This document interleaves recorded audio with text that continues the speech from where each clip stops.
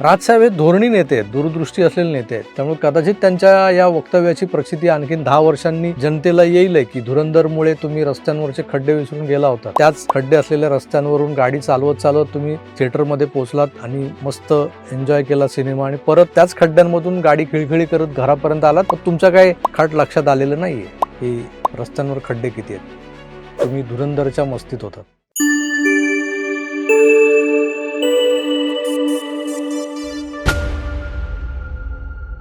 काल गुढीपाडव्याच्या मेळाव्यात राज ठाकरेंचं भाषण झालं आणि आज बहुतेक सगळ्या वर्तमानपत्रात त्याबद्दलच्या छोट्या मोठ्या बातम्या झळकल्यात.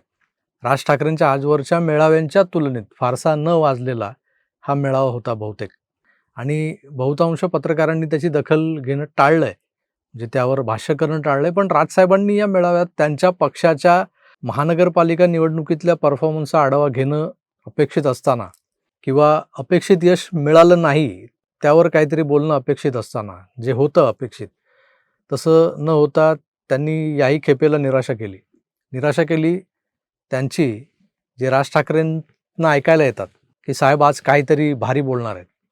पण तसं घडलं नाही.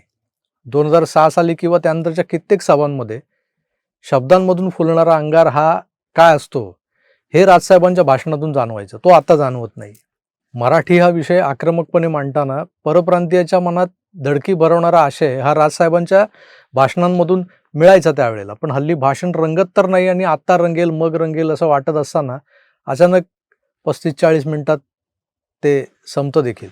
अशा भाषणातला एक मुद्दा आज चर्चेत आहे की सरकारनं जनतेला अवांतर गोष्टीत गुंतवून ठेवलंय. जीवनावश्यक मुद्द्यांकडे लक्षच जाऊ नये यासाठी सोशल मीडियाचा वापर केला जातोय. इंस्टाग्राम हे त्यातलं एक टूल किट आहे आणि राजसाहेबांनी स्वतः कबुली दिली की मीच मागे काहीतरी रीलबाज वगैरे बोलावले होते आणि मग त्यानंतर मी इंस्टाग्रामवर आलो आणि मग कसं त्यात गुंतत गेलो. आता हे टूल किट एक झालं, तर इतर गोष्टींमध्ये राजसाहेबांनी सिनेमाचा उल्लेख केलाय. खरं तर मी माझ्या होम थिएटरवर दररोज एक सिनेमा बघतो असं एकेकाळी सांगणारे सिनेरसिक राजसाहेब ठाकरे आज सरकारचं टूलकिट म्हणून त्याच सिनेमांकडे बोट दाखवत आहेत, याचं मला आश्चर्य वाटलं. असो, भूमिका बदलण्याचा आरोप होत असला त्यांच्यावर तरी तसंच काहीसं नाही आहे बरं का. सलीम खान, सलमान खान, जावेद अख्तर हे राजसाहेबांचे आजही चांगले मित्र आहेत. बरं, एखादा प्रोपोगंडा सिनेमा हा प्रचंड गाजतो आणि त्याच्या धूमधाममध्ये जनता आता आपले प्रॉब्लेम विसरते असं काहीसं राजसाहेबांना म्हणायचं असावं. सिनेमा का आठवला तर धुरंधर पार्ट 1 येऊन गेला. प्रचंड तुफानी यश त्या सिनेमाला लाभलंय आणि अचानक महिनाभरातच त्याचा सिक्वेलही येतोय, धुरंधर रिव्हेंज. प्रचंड हाईप झाली आहे त्या सिनेमाची. कदाचित धुरंधरवरून साहेबांना सिनेमाही सुद्धा अफूची गोळी आहे असं वाटलं असावं. कदाचित त्याच्या आधी केरला स्टोरी किंवा आणखीन एक सिनेमा आला होता. या सिनेमांना प्रोपोगंडा टूल किट म्हटलं गेलं होतं आणि त्यामुळे ही धर्म वगैरे यांच्यासारखीच एक अफूची गोळी आहे असं म्हटलं जात आहे त्यांना, म्हणून ते बोलून गेले बहुतेक.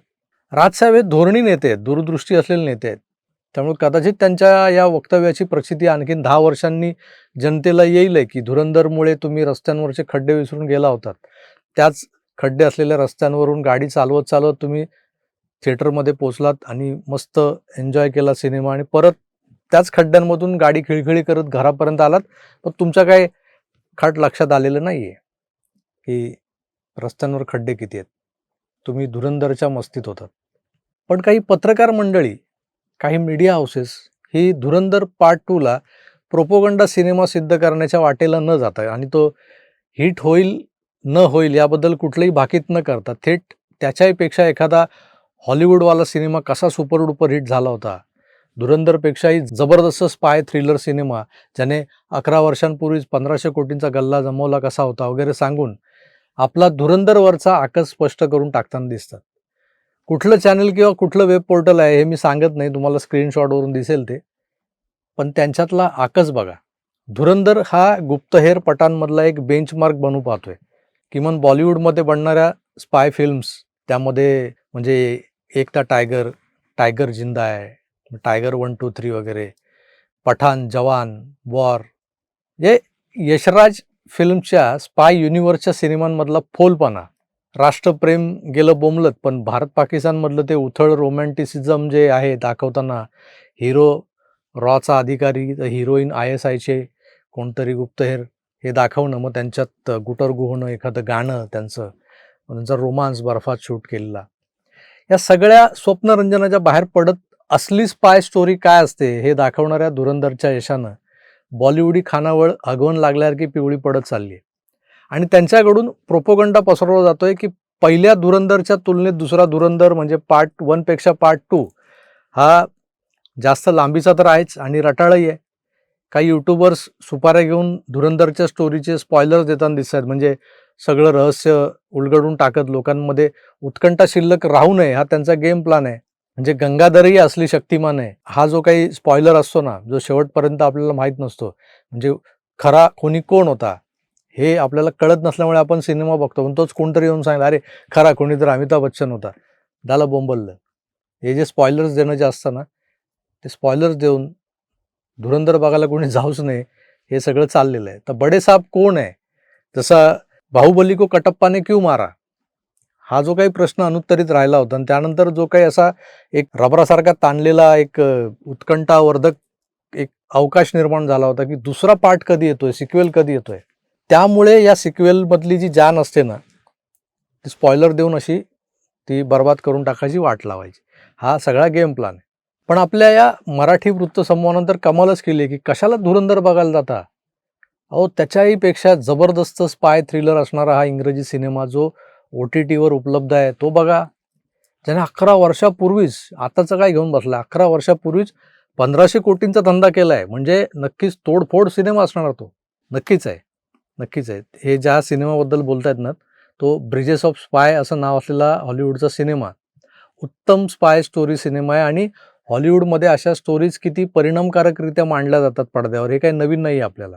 स्पेशल इफेक्ट ज्याला VFX वगैरे म्हणतात, त्यात तर हॉलिवूडकर हे सगळ्यांचे बापच आहेत. मग ब्रिजेस ऑफ स्पाय हा उत्तम सिनेमा का नाही बनणार, पण त्याच्या उत्तम असण्याचा धुरंधरच्या ग्रेट असण्याशी काही संबंध नाही. ज्यानं 11 वर्षापूर्वीच 1500 कोटींचा बिझनेस करून टाकलाय असा हॉलिवूडचा सिनेमा ग्रेट आहे म्हणून धुरंधर बघू नका, किंवा तो ग्रेट आहे म्हणून धुरंधर काय पुचाट आहे असं अप्रत्यक्षरित्या सुचवणारे हे कोण तिस्मार खान. आणि गॅस टंचाई आहे, युद्ध सीमेवर पोहोचलंय म्हणून लोकांचं ध्यान हटवण्यासाठी इंस्टाग्राम वापरलं जातंय. रील्स आणि शॉर्टच्या नादात डान्स बार सारखा बोटांचा व्यायाम पुन्हा सुरू झालाय. सिनेमाही असाच ध्यान भटकवण्यासाठी हिट केला जातो, हे सुद्धा आपल्याला ऐकावं लागतंय. तेव्हा मला टी व्हीवरची स्प्राईटची ॲड आठवली, दिखावे मत जाओ अपनी अक्कल लगाओ. ISI, दाऊद गँग, अल कायदा आणि अमेरिकन डबल एजंट हे मिळून आपल्या देशाची वाजवत होते एकेकाळी. त्यांना त्यांच्याच घरात घुसून प्रत्युत्तर देणारा एक चायवाला पंतप्रधान बनून आल्यानंतर काय काय घडायला लागले, जे ते अज्ञात मारेकरी, अननोन गनमॅन्स, भारतासाठी मोस्ट वॉन्टेड असणाऱ्यांचे कॅनडात पाकिस्तानात पडणारे मुडदे, बांगलादेशात लागणाऱ्या आगी, हे सगळं कसं घडतंय, कोण घडवतंय किंवा कोण आहे याच्या मागे, आणि यातला खरा धुरंधर कोण आहे, कोणाच्या दहशतीमुळे हे लसणीचे कांडे तुर्तास तरी शांत आहेत, हे कोणाला घाबरतात, कोण यांची त्यांच्या घरात घुसून वाजवतोय, हे बघून हे समजून जर भारतीयांचा ऊर अभिमानानं भरून येत असेल तर असले प्रोपोगंडा मूवीज आम्ही भारतीयांनी जरूर बघितलेच पाहिजेत. ईदच्या दिवशी सिनेमा रिलीज करणाऱ्या खानावळीच्या सिनेमांनीच 100 करोड क्लब गाठायचा असं काही आहे का? आदित्य धर सारखा एखादा हिंदू काश्मीरी निर्माता त्यानं 1500 कोटी कमावले तर दुःख कशाला होतंय? त्यामुळे धुरंधर पार्ट 1 तर बघितलाच असेल तुम्ही, पार्ट 2 ही जरूर बघा. सिनेमा स्वप्नरंजनासह मनोरंजनासाठी जरूर असतो, पण अगदी अमेरिका रशिया शीतयुद्धाच्या कालखंडात म्हणजे 1960 ते 80च्या जवळपास पूर्वार्धात आपल्या हिंदी सिनेमांवर कधी KGBचा म्हणजे रशियाचा इन्फ्लुएन्स होता, तर कधी त्या अमेरिकन गुप्तहेर यंत्रणेचा, CIAचा. राज कपूरचे सिनेमे हे साम्यवादी सोशलिस्ट विचारसरणीचेच नमुने नव्हते का? आता ज्यांनी बघितलेत, नीट समजून घेतलेत हे सगळे सिनेमे, अगदी चलिया मेरा नाम चलना मेरा काम, मेरा जूता है जपानी, अनाडी, हे बरेच सिनेमे आहेत राज कपूरचे. कोण आठवतं जरा नीट बघा. सगळ्या गोष्टी प्रोपोगंडात असतात, पण त्या वेगवेगळ्या मार्गाने सादर केल्या जातात आणि वेगवेगळ्या कारणांसाठी केल्या जातात. सांगायला गेलो ना तर बॉलिवूडचा इतिहास बराच माहिती आहे मला, सांगेन मी, पण पुन्हा केव्हा तरी. तुर्तास मी इथेच थांबतो, पुन्हा भेटूच धुरंधर बघून आल्यानंतर. तोवर थांबूया. आपली काळजी घ्या आणि पाहत राहा आपलं आवडतं YouTube चॅनेल आकार DG9. धन्यवाद. नमस्कार.